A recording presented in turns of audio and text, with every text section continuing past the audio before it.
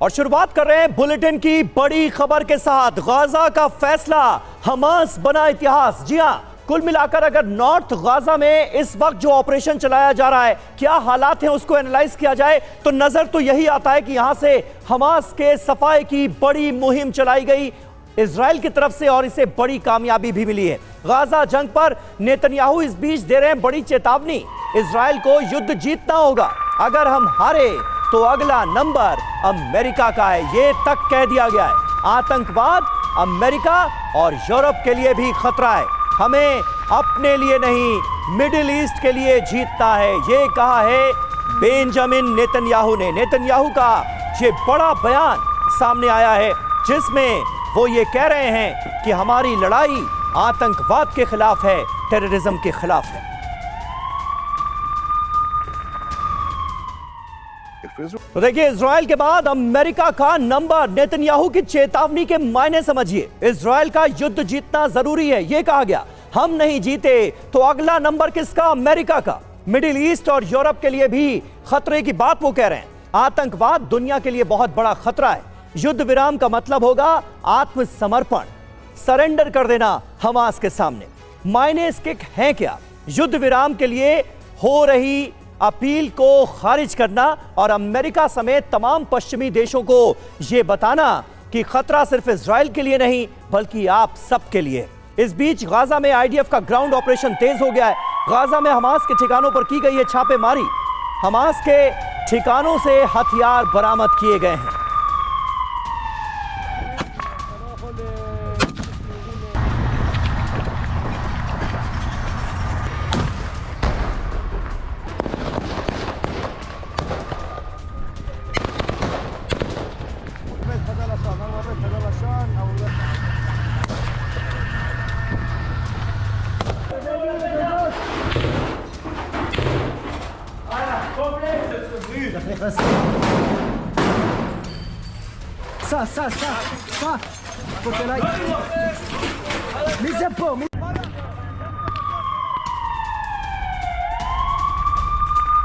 और अगली बड़ी खबर है, हेब्रोन के समारिया में इजरायली सेना की कार्रवाई हुई है। हमास समर्थक के घर पर छापेमारी की गई। ड्रिल कर घर में दाखिल हुए इजराइल के सैनिक। ये देखिए तस्वीरें आपके सामने हैं, कैसे दीवार में ड्रिल की जा रही है और उसके बाद दीवार को ढाकर इजराइल के सैनिक अंदर प्रवेश करते हैं।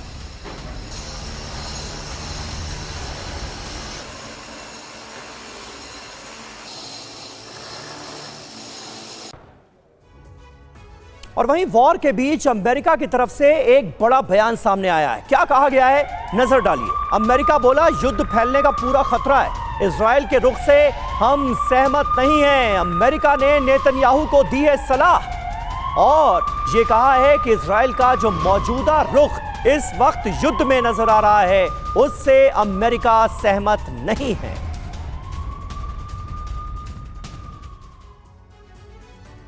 तो आइए जल्दी से देख लेते हैं कि अमेरिका की ओर से इजराइल को लेकर और क्या कुछ कहा गया है, क्योंकि अमेरिका का रुख अब इजराइल के रुख से जुदा नजर आ रहा है। यह बड़ी बात है। नेतन्याहू का हाल का बयान हमारे विजन से यानी अमेरिकी विजन से बिल्कुल अलग है, यह कहा गया है।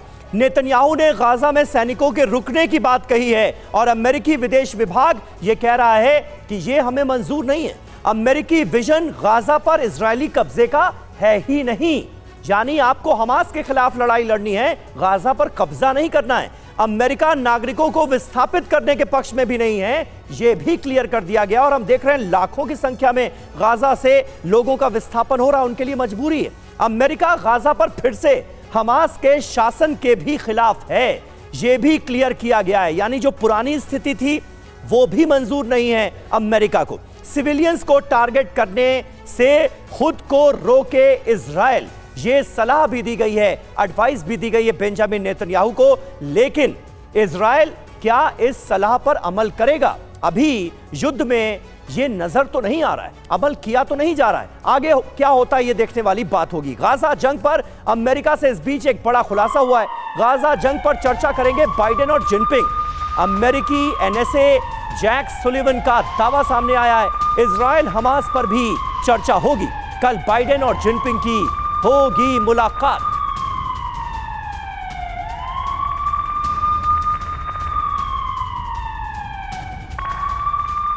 तो देखिए, ये बड़ी अहम मुलाकात कल होने जा रही है। बाइडेन और जिनपिंग जब मिलेंगे तो मुद्दा होगा हमास और इजराइल के बीच की जंग का।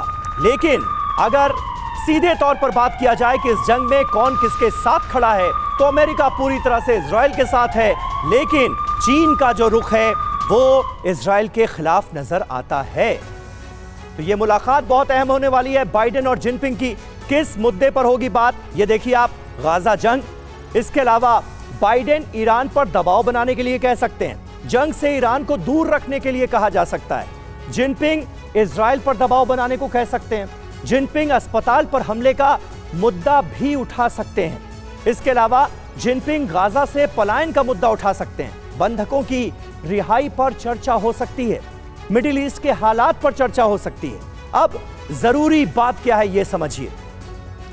एशिया प्रशांत आर्थिक सहयोग शिखर सम्मेलन से अलग मुलाकात हो रही है। बाइडेन और जिनपिंग के बीच यूक्रेन युद्ध पर भी चर्चा संभव है। अमेरिका और चीन के बीच जासूसी गुब्बारे पर आपको याद होगा तनाव खासा बढ़ गया था, तो उस तनाव को कम करने की कोशिश भी की जाएगी। और इस बीच गाजा पर छिड़े युद्ध का विस्तार हो गया है, यह साफ नजर आ रहा है। इजराइल और हमास की जंग में अमेरिका की भी बारूदी एंट्री हो चुकी है। अरब लीग की बैठक खत्म होते ही मिडिल ईस्ट में अमेरिका के ठिकानों पर हमले तेज हो गए।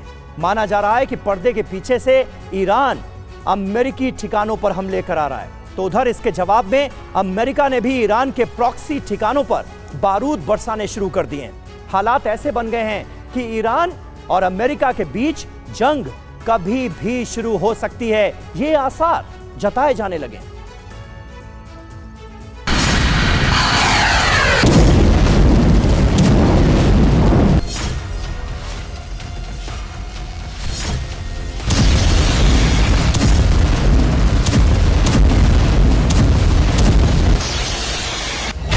अमेरिकी बेस पर तेज हुए हमले।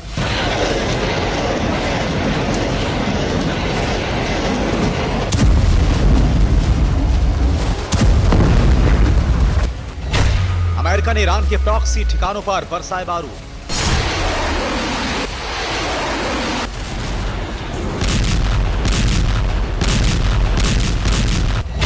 सीरिया और ईरान के ठिकानों पर बड़ा हमला।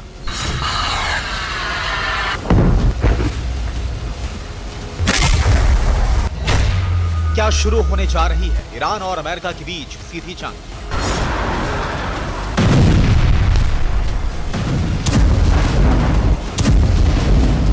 एक तरफ गाजा में विध्वंस मचा हुआ है।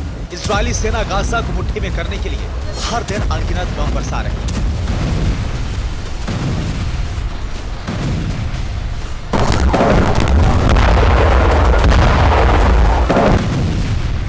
तो वहीं दूसरी तरफ इजरायल के सबसे बड़े हिमायती और सबसे बड़े मददगार अमेरिका पर भी जबरदस्त आघात हो रहे हैं।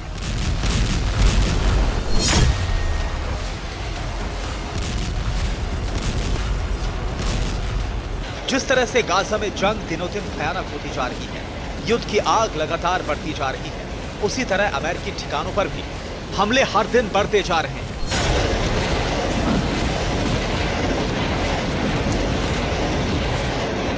तो क्या अरब लीग की बैठक खत्म होते ही अमेरिका पर तेज हुए हमलों के लिए ईरान ने हरी झंडी दी है?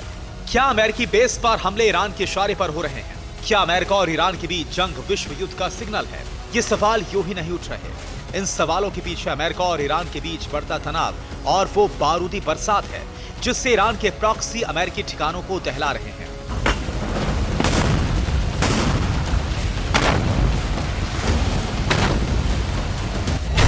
सीरिया में यूएस बेस पर हमला हुआ। ईरान के प्रॉक्सी गुटों ने हमला किया। अमेरिकी बेस पर रॉकेट बरसाए गए। उधर इराक में भी अमेरिकी सेना लगातार टारगेट पर है। हिजबुल्लाह ब्रिगेड ने हमला किया। MQ-1 अमेरिकी ड्रोन गिराने का दावा किया। 358 एंटी ड्रोन मिसाइल से हमला किया।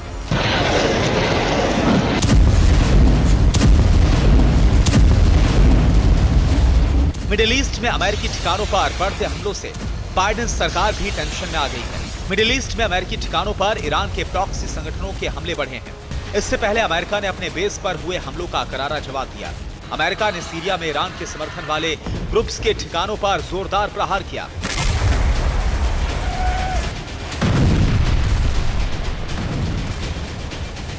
अमेरिका ने सीरिया के देर अज़ोर में हमला किया, जिसमें 7 लड़ाकों की मौत का दावा किया गया है।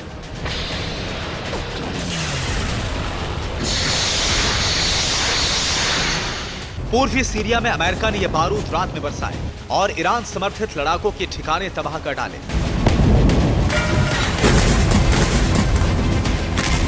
अमेरिका और ईरान के प्रॉक्सी गुटों के बीच जंग यहीं पर नहीं थमी। सीरिया में अमेरिकी बॉम्बर के जवाब में सीरिया में अमेरिकी बेस पर दोबारा से हमले हुए।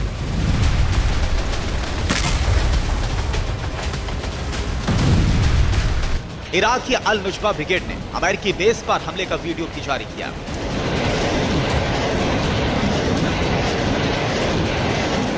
इस्लामिक रेजिस्टेंस ने उत्तरी सीरिया में ग्रीन विलेज में अमेरिकी बेस को निशाना बनाया। ईरान मीडिया ने अमेरिकी ड्रोन के गिराए जाने की फुटेज को भी जारी किया है।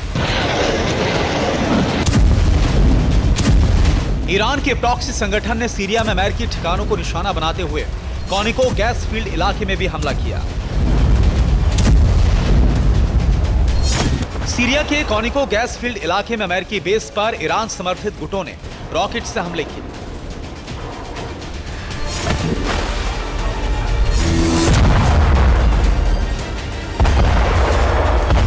न सिर्फ सीरिया और इराक में अमेरिकी बेस पर हमले हो रहे हैं, बल्कि तुर्की में भी अमेरिकी बेस पर हमले की कोशिश हुई। हालांकि अमेरिकी बेस पर ये हमले पिछले काफी दिनों से हो रहे थे, लेकिन जब ये हमले बढ़े तो अमेरिका ने भी ईरान के प्रॉक्सी संगठनों को कड़ा जवाब दिया। मिडिल ईस्ट में अमेरिका की मौजूदगी सीरिया से लेकर ईरान को रास नहीं आ रही है और इसीलिए मिडिल ईस्ट में अमेरिकी सैनिकों पर भी हाल के दिनों में हमले बढ़े हैं। तो देखिए, ये डिटेल्ड रिपोर्ट हमने आपको दिखाई और इस बीच बड़ी खबर है, दक्षिण लेबनान में भीषण बमबारी हुई है। इजरायली सेना ने यहां तोप से बरसाए गोले, हमास के कई ठिकानों को बर्बाद करने का किया गया है दावा।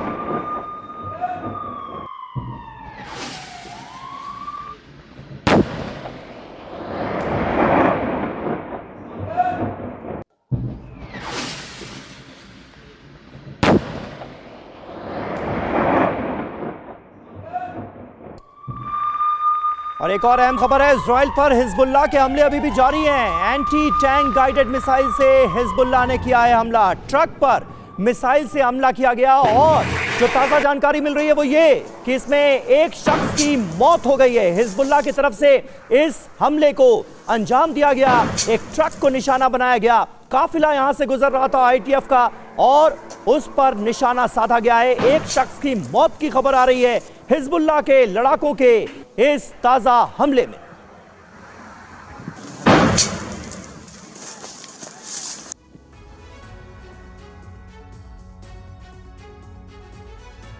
और अगली बड़ी खबर, गाजा में आईडीएफ का जबरदस्त एक्शन। पूर्व हमास कमांडर के घर पर आईडीएफ के जवानों ने मारा छापा। गाजा में सीमेंट फैक्ट्री पर कब्जा किया गया। फैक्ट्री में मिले हमास के हथियार। ये देखिए तस्वीरें आपके सामने हैं। ये सीमेंट फैक्ट्री बताई जा रही थी, लेकिन जब आईडीएफ के जवानों ने यहां पर छापा मारा तो यहां से हमास के हथियारों का जखीरा बरामद हुआ। फैक्ट्री में आईडीएफ की को सुरंग भी मिली है। ये तस्वीरें आप देखिए, आईडीएफ के जवानों ने इस पूरी फैक्ट्री पर कब्जा किया, छापेमारी की गई तो यहां से हमास के हथियारों का जखीरा बरामद हुआ है।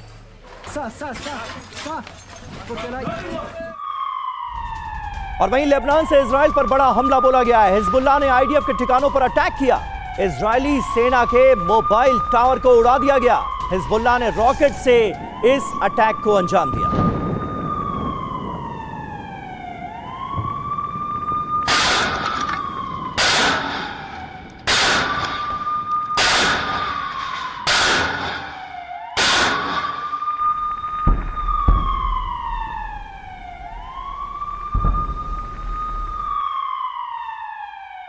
और अगली अहम खबर, तनाव के वक्त अमेरिकी राजदूत का लेबनान दौरा हो रहा है। अमेरिकी राजदूत डोरोथी शिया लेबनान पहुंची हैं। डोरोथी शिया ने तनाव कम करने पर जोर दिया है। अमेरिकी राजदूत के लेबनान दौरे के बावजूद हमले तेज हुए हैं। हिजबुल्लाह ने इजराइल पर मिसाइल हमले किए हैं। यानी इस दौरे का भी कोई फर्क मैदान जंग पर पड़ता हुआ नजर नहीं आ रहा है।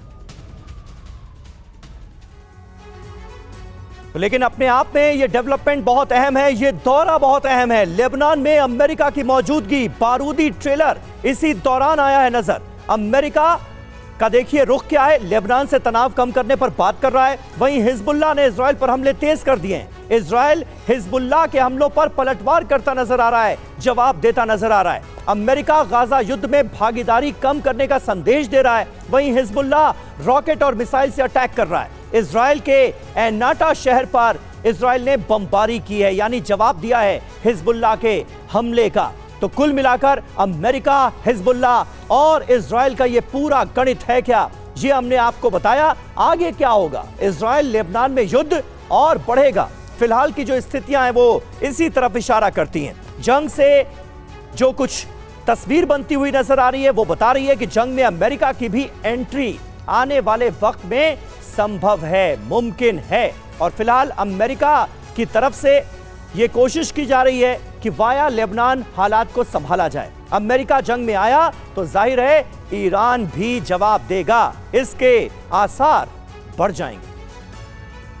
और इस बीच एक अहम खबर, इजरायली नेवी का हमास कैंप पर हमला हुआ है। हमले में हमास का हथियार सेंटर तबाह कर दिया गया।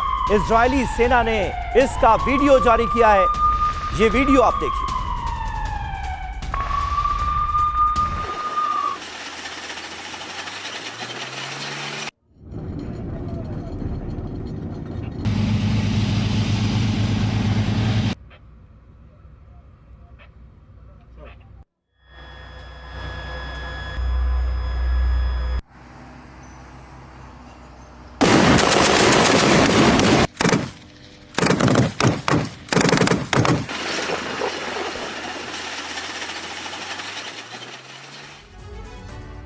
और उत्तरी गाजा में भीषण जंग जारी है। इजरायली सेना और हमास के लड़ाकों में आमने सामने की जंग चल रही है। इजरायली फोर्स ने हमास के ठिकानों पर यहां ताबड़तोड़ हमले किए।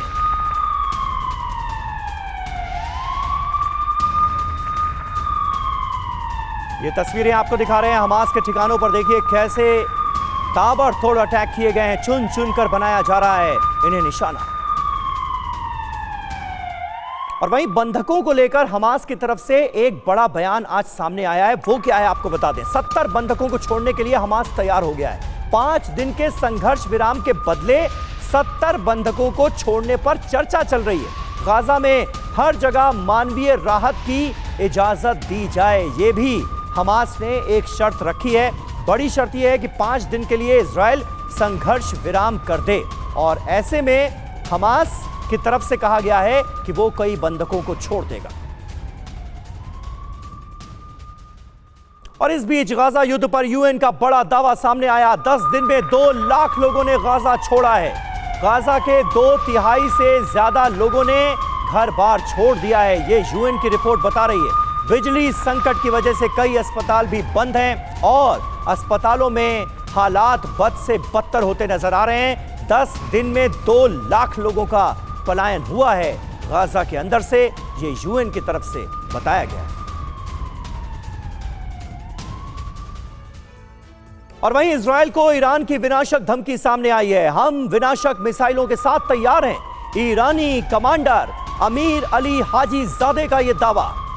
हम लंबी लड़ाई के लिए तैयार हैं, यह बताया गया है। हमास को खत्म करना नामुमकिन है, यह ईरान की तरफ से कहा गया है। और इसके पक्ष में तर्क यह दिया गया है कि हमास को इसलिए खत्म नहीं किया जा सकता क्योंकि हमास सिर्फ एक संगठन नहीं बल्कि एक विचार है।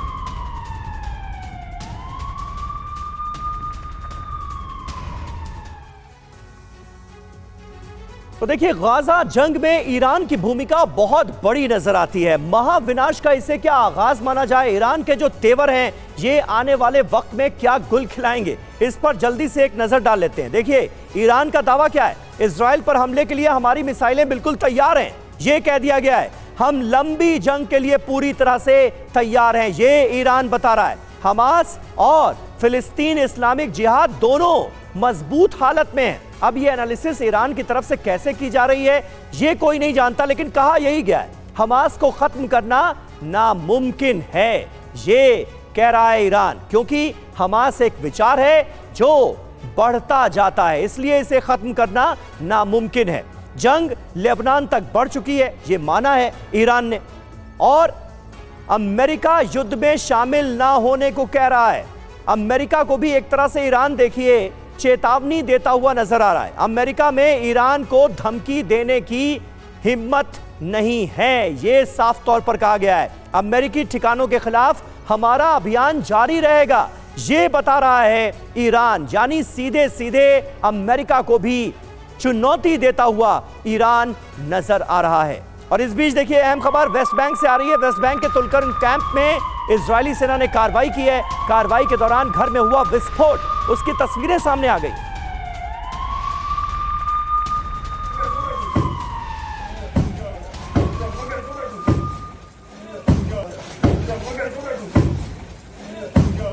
तुलकर्म की आपको तस्वीरें दिखा रहे हैं। यहां पर आईडीएफ के जवान पहुंचे थे रेड मारने के लिए, छापा मारने के लिए, लेकिन उसी दौरान यह विस्फोट हो गया।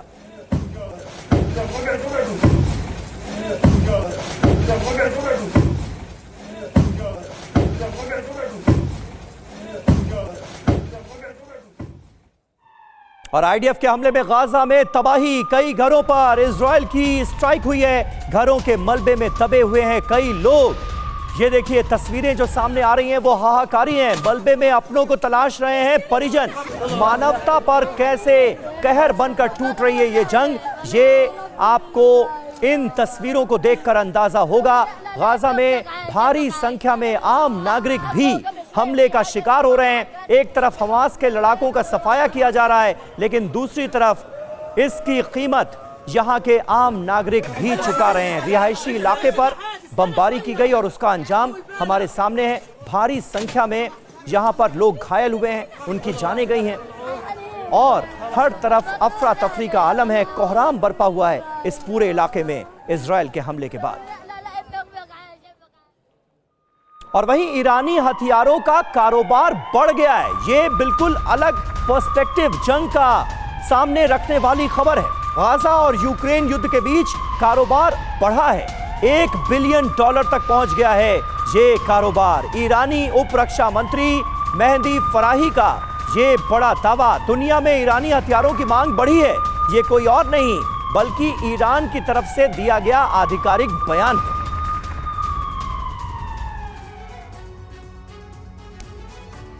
तो यानी इसका मतलब हम क्या निकालें? गाजा जंग से सीधे सीधे ईरान को फायदा पहुंच रहा है, यह कहा गया है। देखिए ईरानी उप रक्षा मंत्री क्या दावा कर रहे हैं। दुनिया में ईरानी हथियारों की मांग बढ़ी है, यह साफ तौर पर बताया गया है। $1 बिलियन तक पहुंच गया है हथियारों का कारोबार। यह डॉलर लिखा हुआ है और ऊपर ईरानी उप रक्षा मंत्री का यह दावा है।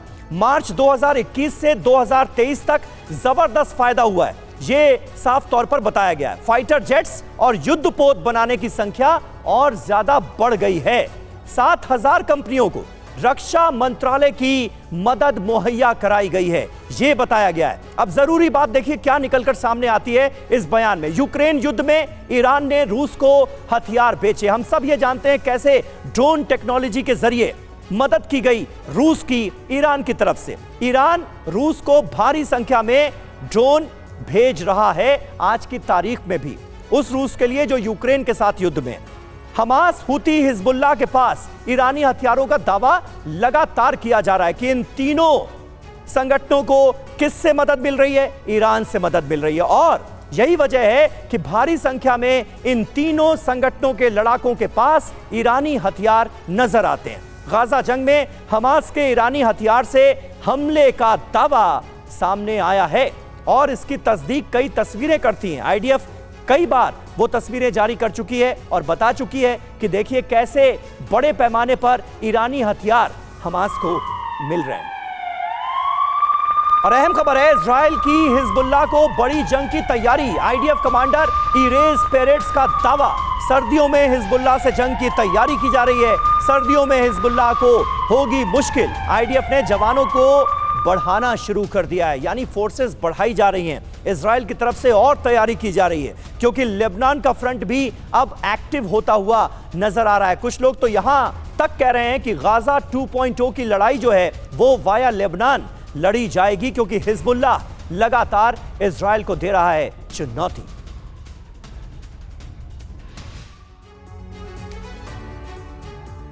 तो सर्दियों में जंग का जिक्र हो रहा है, लेबनान में भारी विध्वंस होगा, इसके आसार जताए जा रहे हैं। कैसे? इजराइल का दावा देखिए क्या है। सर्दियों में जंग के लिए तैयारी हमने पूरी कर ली है। कर्नल इरेस पेरेट्स जो कि इजरायली सेना को रिप्रेजेंट कर रहे हैं, उनकी तरफ से यह दावा किया गया है। वो कहते हैं हिजबुल्लाह से बड़ी जंग की हमने तैयारी कर ली है। सर्दियों में हिजबुल्लाह को मुश्किल होगी। यह इजरायली फोर्सेस का आकलन है कि सर्दियों में हिजबुल्लाह उतनी ताकत से अटैक नहीं कर पाएगा। बड़ी संख्या में सेना की तैनाती कर दी गई है। जवानों के लिए जो जरूरी साजो सामान होता है वो मुहैया करा दिया गया है। तूफान सूट, कोट और जूते भेज दिए गए। अभी से पूरी तरह से इजरायली डिफेंस फोर्सेस प्रिपेयर्ड नजर आ रहे हैं कि लेबनान से अगर फुल फ्लेजेड वॉर शुरू होती है तो हम तैयार रहें, और उसको देखते हुए, उसको मद्देनजर रखते हुए ये सारी तैयारियां की गई हैं इजराइल की तरफ से, जो हमने आपको बताया। इस बीच गाजा जंग और विध्वंसक होने की आशंका है। इजराइल के विदेश मंत्री एली कोहेन का दावा सामने आया है। इजराइल के पास सिर्फ 14 दिन का वक्त है। 14 दिन में जंग खत्म करना जरूरी है। ये कौन कह रहा है? इजराइल के विदेश मंत्री खुद ये कह रहे हैं। जंग रोकने के लिए हम पर अंतर्राष्ट्रीय दबाव डाला जा रहा है, लेकिन इजराइल के ऊपर उसका कोई असर पड़ेगा नहीं। 14 दिन की एक टाइमलाइन बताई गई है इजराइल के विदेश मंत्री की तरफ से, और वो ये कहते हैं कि 14 दिन के अंदर अंदर हमास के खिलाफ ये जंग हमें खत्म करनी होगी।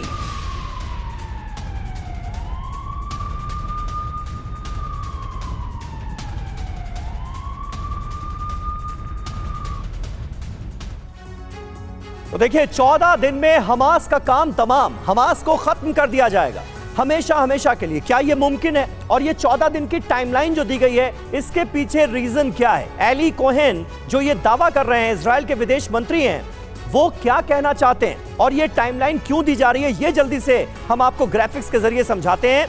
ये देखिए एली कोहेन का दावा, इजराइल के पास 14 दिन का समय है। वो ये कह रहे हैं कि 14 दिन के अंदर हमें हमास को खत्म करना होगा। युद्ध जल्द खत्म करना अब इजराइल के लिए जरूरी हो गया है। अंतर्राष्ट्रीय दबाव बहुत ज्यादा बढ़ता जा रहा है। अभी बातचीत जारी है, 2-3 हफ्ते में दबाव और ज्यादा बढ़ेगा। यह इजराइल खुद आकलन कर रहा है। बंधकों की रिहाई पर दुनिया इजराइल के साथ है। बंधकों की रिहाई तक युद्ध रुकेगा नहीं। अब एली कोहेन का यह बयान कई बड़े सवाल भी खड़े करता है। सवाल नंबर 1, क्या अब इजराइल और विनाशक हमले करेगा? क्योंकि वो कह रहे हैं 14 दिन में ही खत्म करना है। दूसरा, क्या जंग में अब खतरनाक हथियारों का इस्तेमाल होगा? यह आशंका भी बढ़ती नजर आ रही है। तो एक तरफ हमने आपको बयान दिखाया और दूसरी तरफ उस बयान के मायने और उससे उठ रहे सवाल भी बताए। अगली बड़ी खबर का रुख करते हैं। समंदर से इजराइल को दहलाने की साजिश नाकाम कर दी गई। समंदर के नीचे मिले हमास के हथियार, समुद्र के तल पर मिले हमास के हथियार। ये देखिए तस्वीरें आपके सामने हैं, कैसे समुद्र के तल में हमास के लड़ाकों ने हथियारों का पूरा जखीरा छिपा कर रखा था। ये आप देख सकते हैं, और ये पूरा का पूरा जखीरा अब आईडीएफ के कब्जे में है। हमास के सैकड़ों हथियार जब्त कर लिए गए हैं और अब ये पूरा का पूरा जखीरा हमास के कब्जे में है।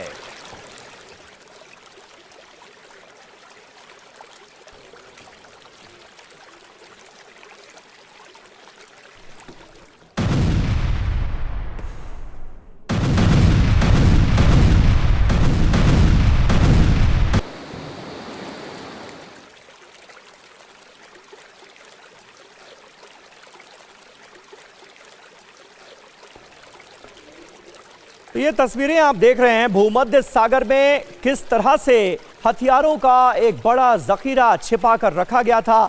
हमास के लड़ाके भूमध्य सागर में एक्टिव हैं और यहां से अक्सर जो हमास की ब्रिगेड है वो इजराइल को निशाना बनाती है।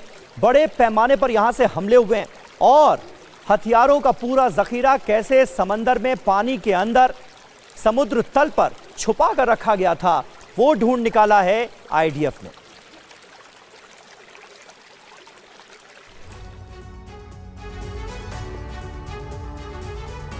तो देखा आपने समंदर में हमास का जखीरा। सबसे विस्फोटक खुलासा इसे लेकर यह कि भूमध्य सागर में हमास की बड़ी साजिश दरअसल सामने आई है।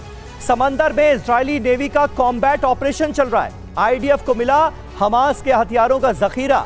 जखीरे में सैकड़ों एडवांस हथियार और विस्फोटक मौजूद हैं। देखिए क्या क्या मिला है, इस पर आप नजर डालिए। हमास ने समंदर के तले में जिन हथियारों को छिपा कर रखा था उसकी पूरी डिटेल हम आपको दिखा रहे हैं। आरपीजी, मोटार, विस्फोटक, गोला बारूद यहां से बरामद हुआ है। इसके अलावा रबर बोट और ऑक्सीजन सिलेंडर भी मिले हैं। एंटी सबमरीन और एंटी शिप माइंस को भी यहां से बरामद किया गया है। Israeli under water task force का ये एक्शन, जिससे जुड़ी तस्वीरें आप देख रहे हैं लगातार। जल्टम ब्रिगेड ने समंदर में ये सर्जिकल स्ट्राइक की और उसके बाद ढूंढ निकाला हमास के हथियारों के इस जखीरे को। और इस बीच एक अहम खबर, गाजा में आईडीएफ का जबरदस्त एक्शन नजर आ रहा है। पूर्व हमास कमांडर के घर पर आईडीएफ ने मारा है छापा। गाजा में सीमेंट फैक्ट्री पर कर लिया है कब्जा। फैक्ट्री में मिले हमास के हथियार। फैक्ट्री में आईडीएफ को सुरंग भी मिली है।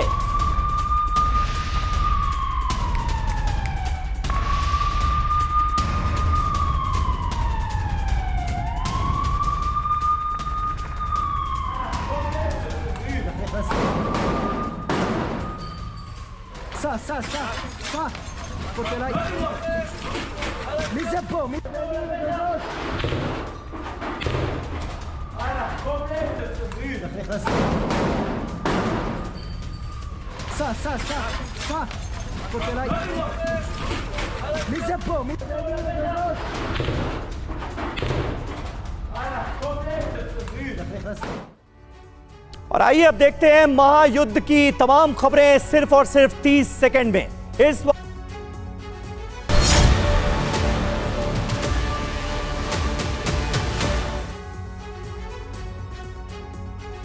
तो लेबनान की सीमा पर हिजबुल्लाह और इजरायली सेना के बीच लड़ाई जारी है। दोनों ओर से एक दूसरे के ठिकानों पर बारूद बरसाए जा रहे हैं।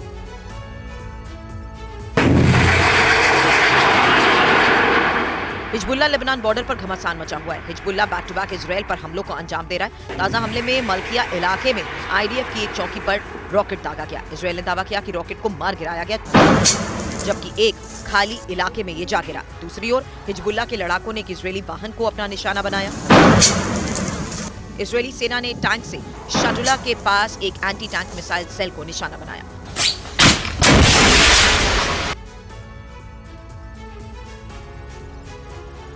और लेबनान सीमा पर बढ़ते तनाव के बीच इजरायली पीएम बेंजामिन नेतन्याहू ने हिजबुल्लाह को दी है चेतावनी। उन्होंने कहा है कि लेबनानी आतंकवादी समूह आग से खेल रहे हैं।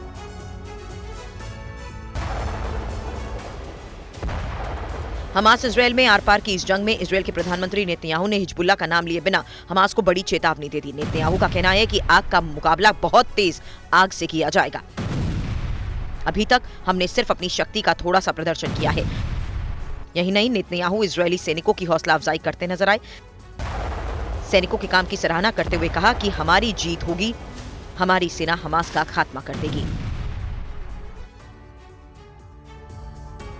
और ताजा इजरायली हमलों के बाद गाजा पट्टी धुआं धुआं हो गई है। इजराइल गाजा पट्टी पर ताबड़तोड़ हमले कर रहा है। इजराइल के रॉकेट लगातार यहां बारूद बरसा रहे हैं।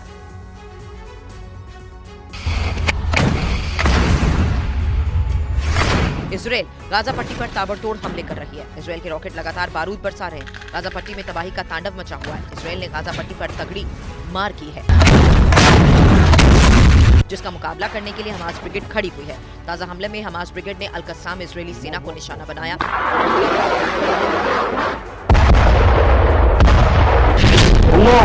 अल-कस्साम ब्रिगेड ने इजरायली वाहनों को निशाना बनाया। और गाजा में अस्पताल के नीचे सुरंग और तहखाने की नई तस्वीरें सामने आ गई। We are here next to a house of a terrorist. This is Israeli सेना के प्रवक्ता एडमिरल डैनियल हगारी हमास की सुरंग में पहुंचे और दूसरी ओर से गाजा के रंतसी हॉस्पिटल के बाहर निकले। the tunnel is हगारी ने दावा किया कि इन्हीं सुरंगों के अंदर हमास के लड़ाके छिपे थे। उन्होंने दावा यह भी किया कि यहीं इजरायली बंधकों को भी रखा गया। हम इसे दुनिया के सामने उजागर करेंगे। हमारी लड़ाई हमास के खिलाफ है, गाजा के लोगों के खिलाफ नहीं, खासकर बीमारों और महिलाओं या बच्चों के खिलाफ नहीं।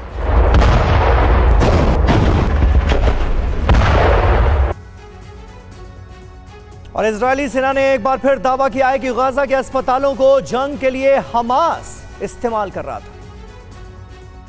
I will show the video right now. Israeli सेना के प्रवक्ता डेनियल हगारी ने हॉस्पिटल का वीडियो भी जारी किया। हगारी ने वीडियो में बताया कि हमास अस्पताल को जंग में हथियार के तौर पर इस्तेमाल कर रहा था। अस्पताल के नीचे तहखाने में हमास का कमांड और नियंत्रण सेंटर था। Which has a leather. साथ ही हथगोले, AK-47 असॉल्ट राइफल, विस्फोटक और अन्य हथियार मिले। इस बात के भी सबूत मिले कि हमास ने अंडरग्राउंड सुरंगों में बंधकों को रखा। Motorcycle inside the basement. साथ ही हमास के लड़ाके 7 अक्टूबर को इसराइल में हुए नरसंहार से वापस Nobody लौटकर put यहीं छिपे curtains हुए थे। behind the wall. और गाजा शहर में इजरायली सेना ने किया बड़ी कामयाबी का दावा।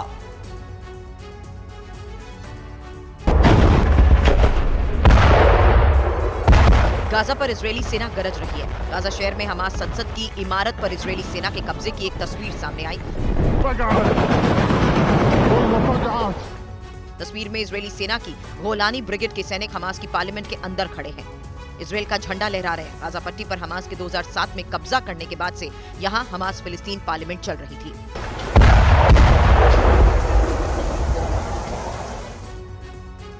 और गाजा में आमने सामने की जंग लगातार जारी है। आईडीएफ और हमास के बीच भीषण जंग चल रही है।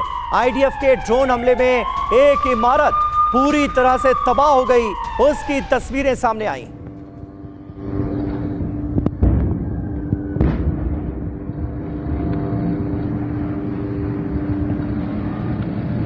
देखिए, इस जंग में लगातार ड्रोन वॉरफेयर भी हमें देखने को मिल रहा है। गाजा में आमने सामने की जंग एक तरफ चल रही है, दूसरी तरफ ड्रोन्स का इस्तेमाल भी बड़े पैमाने पर किया जा रहा है।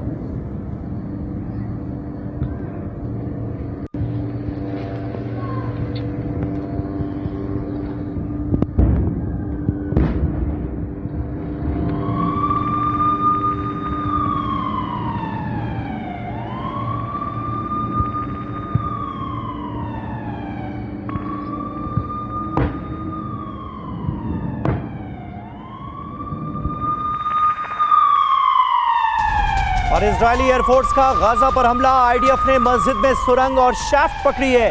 नौसेना ने भी हमास के ठिकाने पर किया है हमला।